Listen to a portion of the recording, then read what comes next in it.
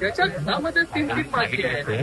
त्यांनी जे आहे शिंदे साहेबांना किंवा मला हे माजी करण्याची जे भाषा करू नये म्हणून मी म्हणालो स्मृतीभ्रंश, डिमेन्शिया त्याला इंग्लिशमध्ये बोलतात. तर ह्या सगळ्या गोष्टीचा जो हा विसर पडलेला आहे.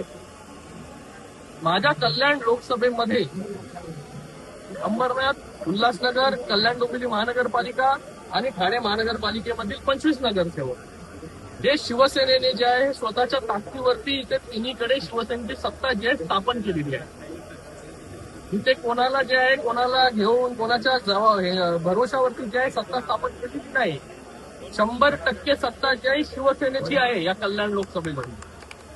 त्याचबरोबर जर जास्त खुमखुमी असेल तर येणाऱ्या लोकसभेमध्ये कल्याण लोकसभा किंवा ठाणे लोकसभा जिथे उभं राहायचंय तुम्हाला किंवा तुमच्या मुलाला ओपन चॅलेंज कळलं तर जिथे उभं राहायचं तिकडे उभं राहा. डॉक्टर श्रीकांत शिंदे जो आहे तुमच्या समोर उभा राहील.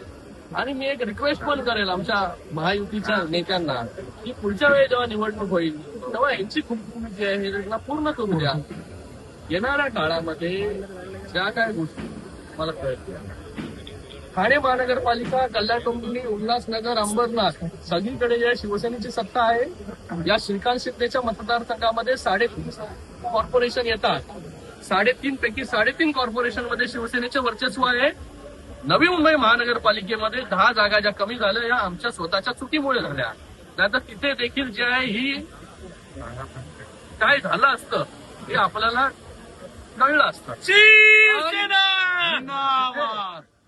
आमच्या चुकीमुळे काही जागा कमी आल्या तर तिथे जे आहे एक कॉर्पोरेशन घेऊन वल्गना करणं.